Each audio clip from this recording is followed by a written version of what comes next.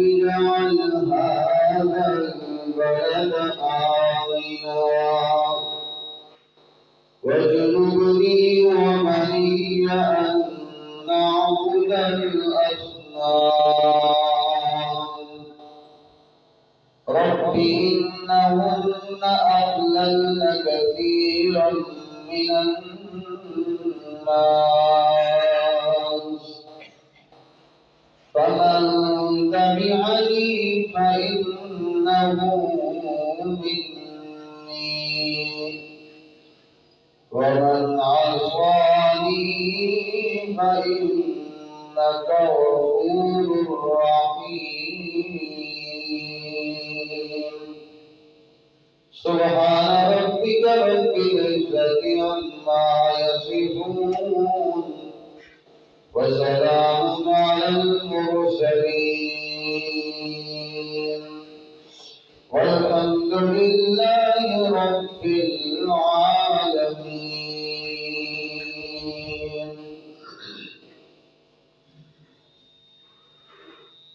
انتہائی واجب الاحترام بزرگوں اور دوستوں،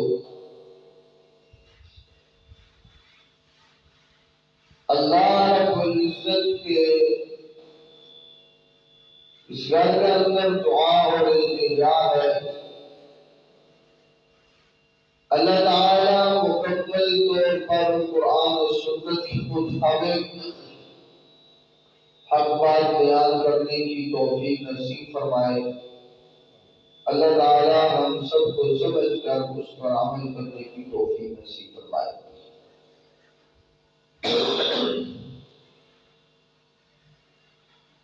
گفتگو ایک عنوان تسلسل کے ساتھ چل رہا ہے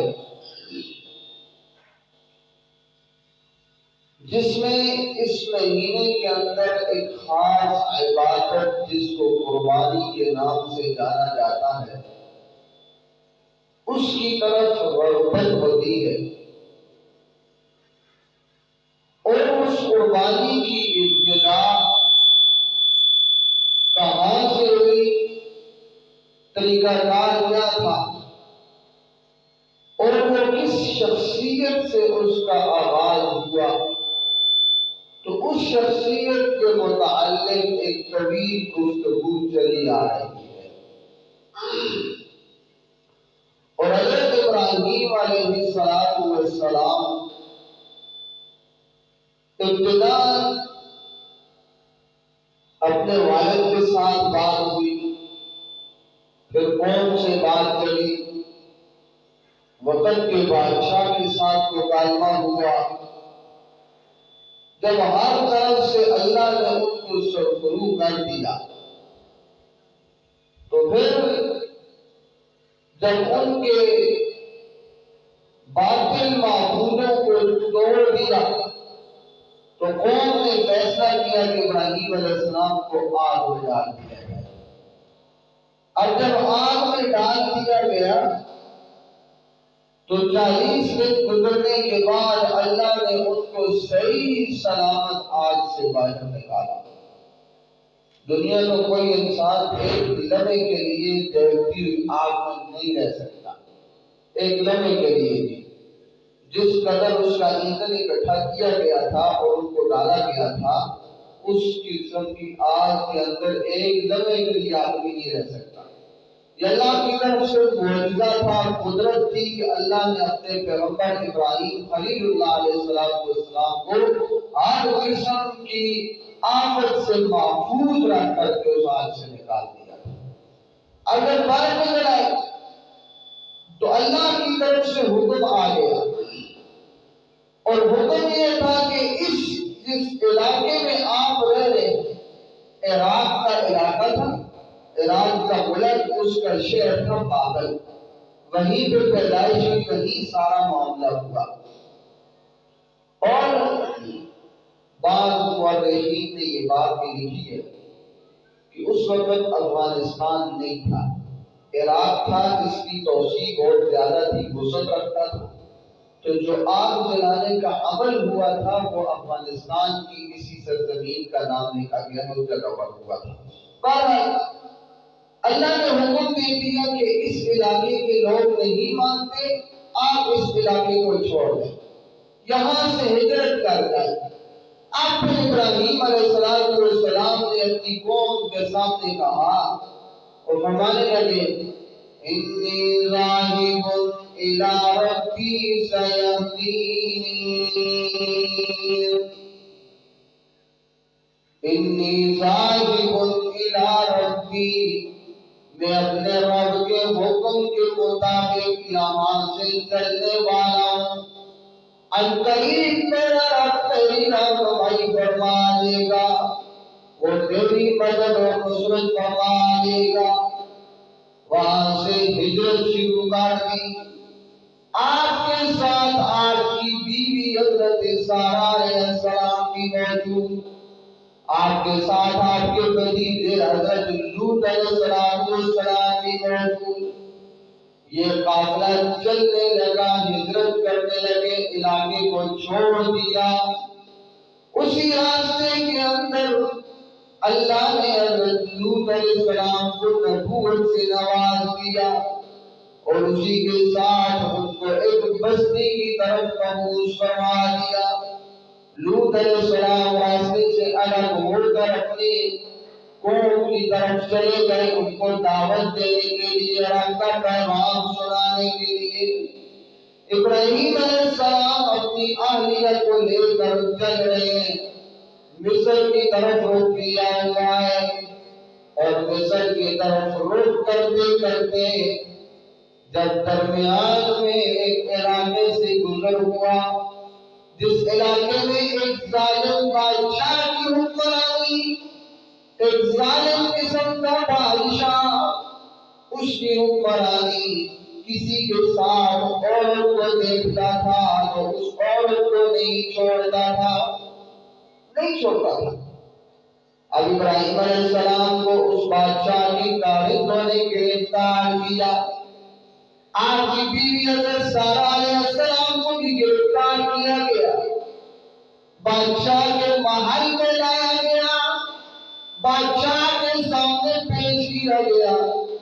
بادشاہ نے غلط ارادے سے آپ کی بیوی کی طرف دیکھا، اس کی نیت خراب ہو گئی، بدنیتی پہ آ گیا۔ تو اللہ کی طرف سے انعام آپ دیکھیں کہ اللہ نے حضرت ابراہیم علیہ السلام اور ان کی بیوی کے اوپر خصوصی نعمت کا نزول کیا کہ اس بادشاہ کے جسم کو اللہ نے شائع کر دیا کہ اس کا جسم لکڑ کی طرح اکڑ گیا، تختہ جس طرح ہوتا ہے اس کی کمر اکڑ گئی اور اپنے ارادے سے باز آ گیا۔ 2-3 مرتبہ غلط ارادہ کیا، جب اس کا کام نہ چل سکا تو سمجھ گیا یہ کوئی خاندان عام خاندان نہیں ہے کہ اس خاندان کی وجہ سے میں اپنے ارادے میں کامیاب نہیں ہو رہا۔ پھر ابراہیم علیہ السلام کو طلب کیا اور ان کی بیوی کو بھی چھوڑ دیا، ابراہیم علیہ السلام کو بھی چھوڑ دیا، اور چھوڑنے کے ساتھ ہی کہا کہ یہ میری بیٹی ہے ہاجرہ، یہ میں تمہاری خدمت کے لیے تمہیں تحفے میں دیتا ہوں۔ وہ بادشاہ کی بیٹی تھی اور حضرت سارہ علیہ السلام کی خدمت کے لیے تھی، اور ابراہیم علیہ السلام کے ساتھ اس کا نکاح ہو گیا۔ اب یہاں سے ایک بیوی کا اضافہ ہو گیا۔ اس وقت تک ابراہیم علیہ السلام کی اولاد کوئی نہیں، اور اولاد بھی نہیں ہے، اور اپنی عمر بھی 86 سال میں پہنچ چکی ہے، 86 سال کے ہو گئے، اولاد کوئی نہیں۔ بیوی کی عمر بھی 70 سال سے اوپر ہو گئی، حضرت سارہ کی اولاد کوئی نہیں۔ چلے وہاں سے حضرت ہاجرہ کو لے کر علیہ السلام، اب جب چلے تو بیویاں 2 ہو گئی۔ اللہ سے دعا کی کہ اللہ مجھے کوئی میرا ولی وارث عطا کر، وارث تو مجھے کوئی بیٹا عطا کر، کہ تو دینے پہ آئے تو دے سکتا ہے، تو اسباب کا محتاج نہیں، ظاہری طور پر آتے، لیکن اللہ کی قدرت یہ ہوئی کہ اللہ نے حضرت ہاجرہ کے پیٹ سے اسماعیل علیہ السلام کو عطا کر دی۔ وہ اس عرصے کے اندر ابراہیم علیہ السلام کو اولاد عطا ہو گئی۔ اب جب پہلی بیوی کی اولاد نہیں تھی، دوسری بیوی کی اولاد ہو گئی، تو عورت کی کمزوری آ گئی کہ دوسری بیوی کی طرف ابراہیم علیہ السلام کی رغبت بھی بڑھ گئی، بیٹے کے ساتھ محبت بھی ہو گئی، تو حضرت سارہ علیہ السلام کو یہ بات مناسب نہ لگی اور کہنے لگی کہ اس بیٹے کو اور اس دوسری بیوی کو مجھ سے الگ کر دے، جس گھر میں رہ رہی ہوں اس گھر سے بھی اس کو الگ کر دے۔ وہ جو ہمیں خدمت کے لیے عطا کی گئی تھی، اب وہ خدمت کے لیے نہیں رہی، تیری محبت کا مرکز بن گئی، تجھے اسی سے وارث بھی نصیب ہو گیا، اب نے اس کو اس گھر کے اندر برداشت نہیں کر سکتی۔ اور جب یہ بات سنی حضرت سارہ علیہ السلام سے، تو ابراہیم علیہ السلام کے دل میں خیال آیا کہ یہ کام تو میں نہیں کر سکتا، اللہ کا حکم آ گیا کہ جو تیری بیوی کہتی ہے وہ ٹھیک کہتی ہے، تو اپنی دوسری بیوی اور اپنے بیٹے کو اپنے آپ سے جدا کر دے۔ اب جدائی کا حکم آ گیا، 85-86 سال کی عمر میں بچہ عطا ہو جائے اور اللہ کہہ دے کہ اس کو دور چھوڑ دے، کتنی مشکل ترین بات ہے۔ اتنے عرصے کے بعد اولاد ملے اور وہ دودھ پیتا بچہ اللہ کہے اس کو دور چھوڑ کے آ جا۔ اب ابراہیم علیہ السلام نے مصر سے پھر دوبارہ ہجرت کی، کچھ کھجوریں اور پانی اپنے ساتھ مشکیزیں میں لیا، ہجرت کرتے جا رہے ہیں، سیدھا مکہ کی سرزمین پہ پہنچے جہاں پر بیت اللہ تعمیر ہے۔ اسی کے ساتھ آ کر ایک پتھر کی اوٹ میں آ کر اپنے بیوی بچے کو چھوڑ دیا۔ دیکھا کہ بیوی بچے کو چھوڑ رہے ہیں، وہاں پر نہ کوئی پانی کا بندوبست ہے، نہ کوئی درخت ہے کہ جس سے کوئی چیز حاصل کر کے کھائی جا سکے، اور وہاں چھوڑ کر کے اللہ کے ہاں دعا کر رہے ہیں، اور دعا کے اندر اس جگہ کے بارے میں بھی ذکر کرتے ہیں، فرمایا وَإِذْ قَالَ إِبْرَاهِيمُ رَبِّ اجْعَلْ هَٰذَا الْبَلَدَ آمِنًا وَاجْنُبْنِي وَبَنِيَّ أَن نَّعْبُدَ الْأَصْنَامَ۔ جب کہا ابراہیم علیہ السلام نے ہے میرے پروردگار اجعل هذا البلد آمنا، اللہ کو اس شہر کو امن کا گہوارہ بنا دے، اس مکہ کو تو امن کا گہوارہ بنا دے، وَاجْنُبْنِي وَبَنِيَّ أَن نَّعْبُدَ الْأَصْنَامَ، مجھے بھی اور میری اولاد کو بھی بتوں کی عبادت سے دور رکھ۔ پہلی دعا کی کہ اس شہر کو امن کا گہوارہ بنا، اور امن کیسے آ سکتا ہے کہ جب بستی شرک سے پاک ہو، شرک سے پاک ہو تو اس بستی میں امن آتا ہے۔ تو فرمایا کہ اس شہر کو امن والا بنا، مجھے میری اولاد کو بتوں کی عبادت سے دور کر دے۔ رَبِّ إِنَّهُنَّ أَضْلَلْنَ كَثِيرًا مِّنَ النَّاسِ، اے میرے پروردگار بے شک یہ بت جو ہے یہ سبب بنے ہیں لوگوں کی گمراہی کا، وَمَن تَبِعَنِي فَإِنَّهُ مِنِّي، جو میری اتباع کرتا ہے وہ میری جماعت میں شامل ہے، وَمَنْ عَصَانِي فَإِنَّكَ غَفُورٌ رَحِيمٌ، جو میری نافرمانی کرتا ہے اللہ پھر بھی بخشش کرنے والا مہربان ہے۔ پیغمبر کی نافرمانی کرتا ہے تو اس کا اپنا فعل ہے، لیکن تو اس کو بھی بخشنے میں آ جائے تو تو بڑا مہربان ہے، تجھے کوئی روک نہیں سکتا۔ اللہ کو رحمت کی نگاہ سے دیکھا، امید رحمت کے ساتھ وابستہ کی، اور فرمایا رَبَّنَا إِنِّي أَسْكَنْتُ مِن ذُرِّيَّتِي بِوَادٍ، رب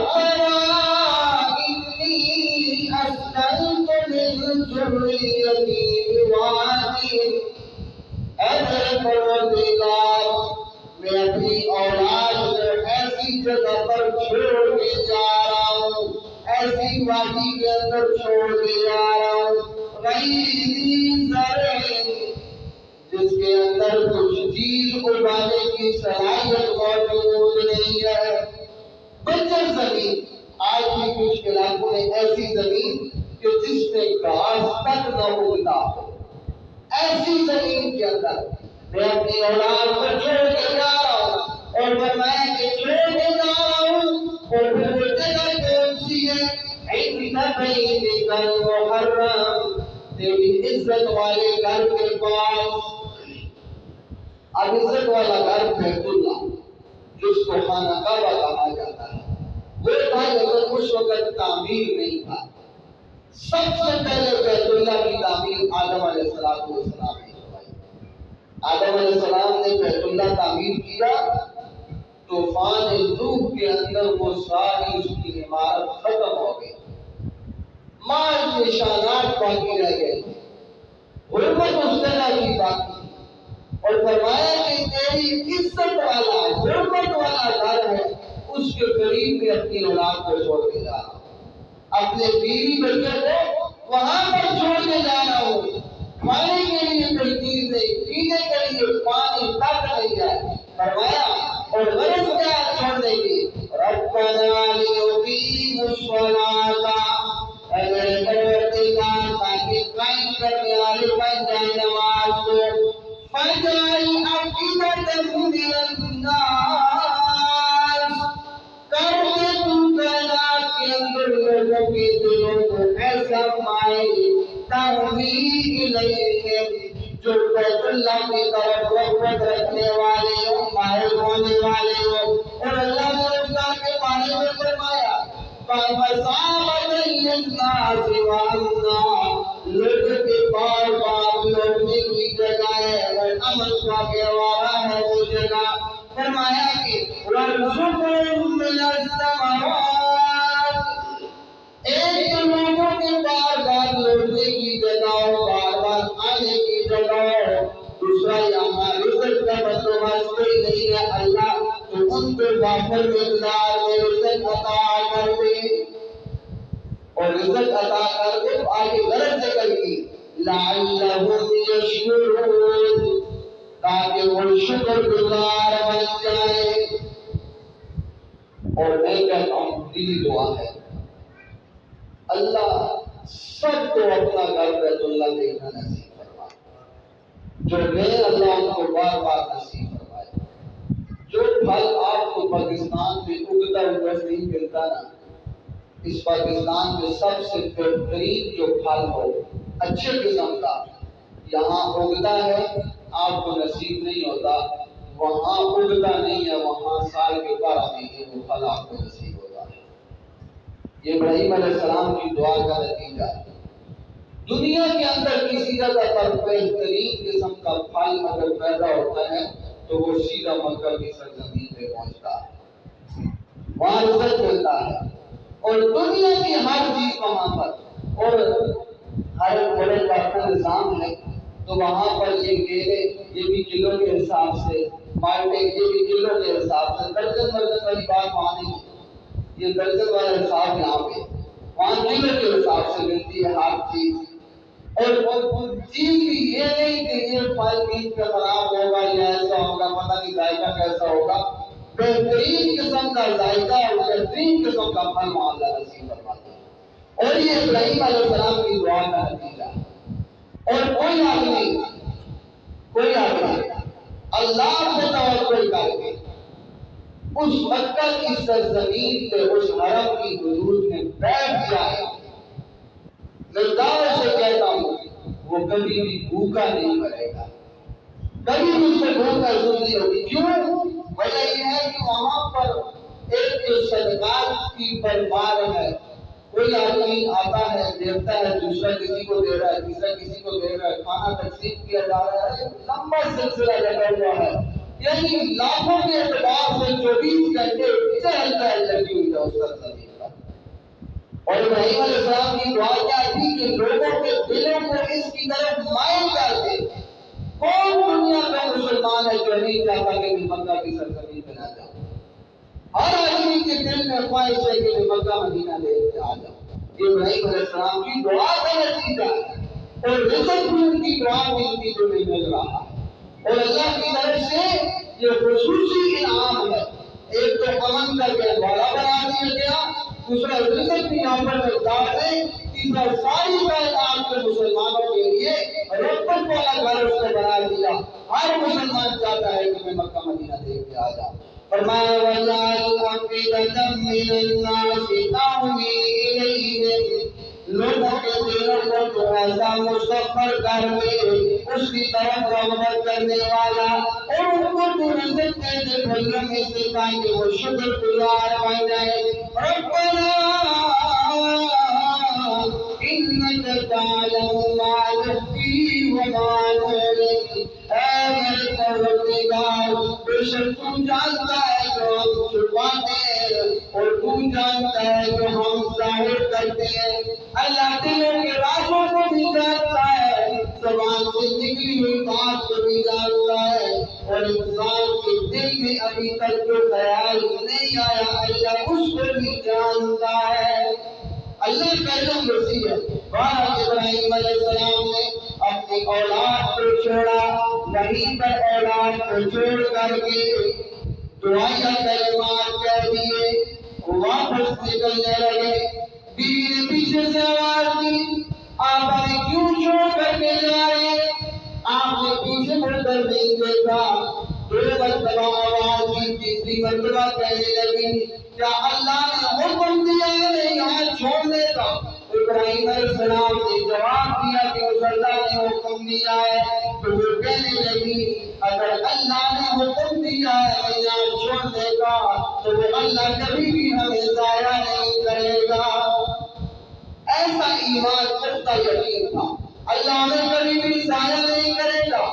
چند دن گزرے, کچھ بچونے بھی ختم ہو گئی, وہ پانی بھی ختم ہو گیا. اسماعیل علیہ السلام پیاس کی وجہ سے رونے لگے, آواز بلند ہونے لگی. جب بچہ روتا ہے تو اس کی سب سے زیادہ طرف اپنی ماں کو محسوس ہوتی ہے. ابراہیم علیہ السلام کی والدہ ہاجرہ نے اپنے بچے کے رونے کی آواز کو محسوس کیا تو برداشت نہ کر سکی. برداشت نہ ہوئی تو وہاں سے دور جا کر پہاڑی پہ بیٹھ گئی. ایک تو یہ ہے کہ مجھے کہیں سے کوئی انسان نظر آئے اس سے مدد حاصل کر سکوں, دوسرا یہ ہے کہ بچے کی آواز کانوں تک نہ پڑے تاکہ میں اس کے درد کو محسوس کر کے کہیں تڑپ کے کہیں برداشت نہ ہو جائے. یہ غرض تھی. اب وہاں جب پہنچی تو بچے کی صدا بلند ہو گئی. اسماعیل علیہ السلام کے رونے کی آواز زیادہ ہوتی چلی گئی. جب زیادہ ہو گئی تو بھائی ہاجرہ نے صفا پہاڑی سے توڑ کر, پہلے وہ پہاڑی, ابھی تو پہاڑی کا ایک نشان باقی ہے, صرف نشانی ہے وہاں پہ. ابھی تو وہ کام ہی ایسا ہو گیا ہے کہ پتہ ہی نہیں چلتا کیا بنا دیا انہوں نے. میں تو کہتا ہوں کہ اللہ ان کو اور برکت دے اور وسعت دے اس کے اندر وہ لاتے رہے تاکہ مسلمان وہاں پر سہولت کے ساتھ ہر حکم کو ادا کر سکے. وہاں صفا پہاڑی سے نیچے اتری. جب نیچے اتری تو اسماعیل علیہ السلام آنکھوں سے اوجھل ہو گئے. تو بھائی ہاجرہ نے دوڑ لگانا شروع کر دی اور تھوڑا سا دوڑ کر کے دیکھا تو بچہ پھر سامنے ہے تو پھر چلنا شروع کر دیا. اور صفا سے مروہ کی پہاڑی تک چلی گئی. دیکھا کہ کوئی بندہ نظر نہیں آ رہا, کوئی صفا نظر نہیں آ رہا. اسی طرح ایک چکر, پھر دوسرا چکر, پھر تیسرا چکر, 7 چکر مکمل کیے. 7 چکر کوئی انسان نظر نہیں آیا. اور اس کے اندر غرض کیا تھی کہ کہیں سے پانی مل جائے تو بچے کے منہ میں ڈالو. کوئی مخصوص کلمات وہاں ادا نہیں کیے. اور صحیح بات یہ ہے جو آدمی عمرہ یا حج کے لیے جاتا ہے تو صفا مروہ کی جس کو سعی کہا جاتا ہے اس میں کوئی خاص دعائیہ کلمات نہیں ہے. بس اللہ نے اس دوڑ کو ایسا پسند فرمایا کہ قیامت تک کے لیے حج اور عمرہ کرنے والوں کے لیے لازم ہونا قرار دیا. لازم ہوتا ہے جب تک صفا مروہ کی سعی نہیں کرو گے حج نہ مکمل ہے, عمرہ نہ مکمل ہے. اور یہ 7 چکر میرے خیال میں ایک طرف اگر چکر بندہ لگائے تو 1.25 کلومیٹر بنتا ہوگا، 60 میٹر ایک طرف ہوگا، اور وہاں 60 چکر بندہ لگائے۔ ابھی تو سہولیات ہیں، اس وقت سہولتیں بھی نہیں تھیں۔ جب 60 چکر پورے ہو گئے برا کی پہاڑی پہ، تو اللہ نے جبرائیل علیہ السلام کو بھیج دیا کہ جاؤ اب توڑ ڈالتے۔ عام مشہور عوام میں یہ بات ہے، اسماعیل علیہ السلام نے ایڑیاں رگڑی تو اللہ نے پانی کا چشمہ جاری کر دیا۔ اور معتبر بات یہ ہے کہ جبرائیل علیہ السلام نے اپنا پر مارا تو اللہ نے پانی کا چشمہ جاری کر دیا۔ جب پانی کا چشمہ جاری ہو گیا تو حضرت حاجرہ علیہ السلام بانٹتی ہوئی آئیں اور آ کر کے اس پانی کے ارد گرد بند باندھ دیا اور وہاں پر کلمات کہے زم زم زم زم، اور زم زم کا معنی ہوتا ہے پھیر جا پھیر جا پھیر جا۔ نبی علیہ السلام نے فرمایا کہ اگر حضرت حاجرہ علیہ السلام اس وقت یہ کلمات نہ کہتے تو یہ پانی ساری کائنات کے اندر پھیل جاتا، اور اتنا شفا والا پانی ہے کہ دنیا کی تاریخ میں ایسا پانی نہیں ملتا۔ اور ایک بات اور اس کے بارے میں جو میں نے سنی ہے میں نے، وہاں پر جو لوگ کام کرنے والے ہیں، ایک معتبر سروے آدمی وہاں پر مجھے ملا، اس سے گفتگو ہوئی۔